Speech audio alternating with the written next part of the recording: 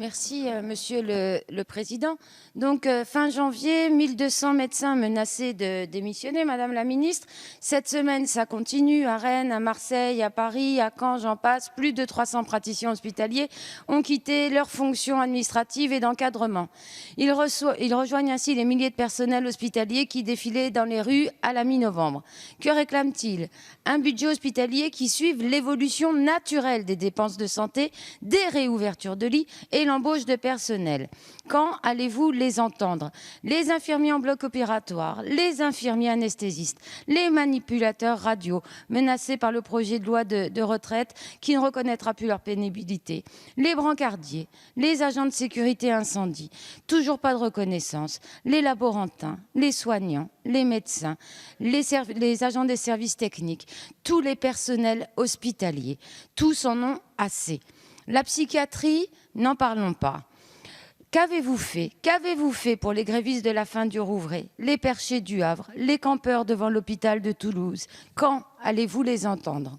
Fin janvier, vous avez octroyé des primes à quelques soignants, ceux d'Île-de-France et les soignants qui travaillent auprès des personnes âgées. Déjà, ça date d'à peine une semaine, tout le monde arrive dans les bureaux des cadres, personne ne comprend. Il faut travailler dans la fonction publique hospitalière. C'est divisé pour mieux régner. Personne ne comprend pourquoi certains auraient le droit à une prime et pourquoi pas d'autres. Pourquoi ceux qui ont fait la formation de 2 mois pour être assistants en gérontologie, maintenant se retrouvent à égalité avec leurs collègues qui n'ont pas cette formation. C'est sous-évaluer cette formation qui est très importante. Des primes sectorielles sont indécentes, c'est le diviser pour mieux régner, c'est devenu votre devise.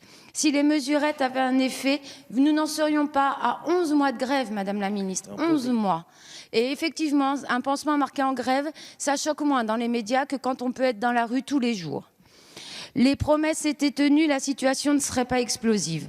On en est à un collectif interhospitalier, le printemps de la psychiatrie, le collectif interurgence, l'ensemble des syndicats. Merci, ma chère collègue. Madame la Ministre. Merci, Monsieur le Président. Madame la députée Caroline Fiat, il y a beaucoup de questions dans votre prise de parole et donc, en réalité, je vais vous répondre de façon ponctuelle d'abord sur les primes aux aides-soignantes. Les primes aux aides-soignantes, vous le savez, elles sont de 100 € net par mois pour toutes les aides-soignantes qui travaillent avec les personnes âgées, que ce soit en EHPAD ou dans les services de gériatrie de la fonction publique hospitalière. Et oui, vous avez raison, ça ne s'adresse pas aux aides-soignantes du privé. L'État ne peut pas fixer les salaires dans le privé. Mais l'objectif était aujourd'hui déjà de revaloriser toutes celles et tous ceux qui aujourd'hui ont un travail difficile, pénible. Et nous savons à quel point ces métiers sont en perte d'attractivité. Nous avons donc fait un effort considérable.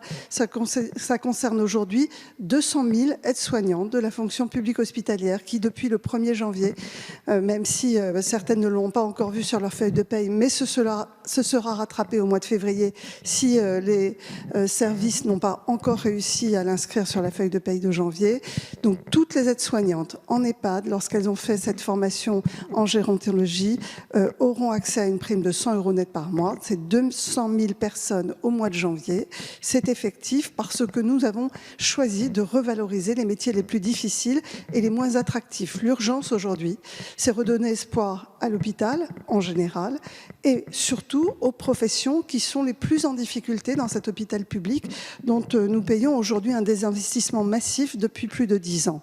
Et le gouvernement ouvre beaucoup de perspectives positives. Nous aurons l'occasion d'en parler lors de ces questions au gouvernement puisque nous avons concrétisé des annonces considérables. Vous citiez la psychiatrie. La psychiatrie, vous le savez, Madame Fiat, c'est ma priorité depuis que je suis arrivée. La psychiatrie est dans un état terrible en France. Elle a été sous-investie et sous-accompagnée. Je viens d'annoncer une augmentation du budget de 140 millions pour la psychiatrie en 2020. Ça a été une annonce reconnue par tous les psychiatres. Merci. Je parlerai des autres primes tout à l'heure.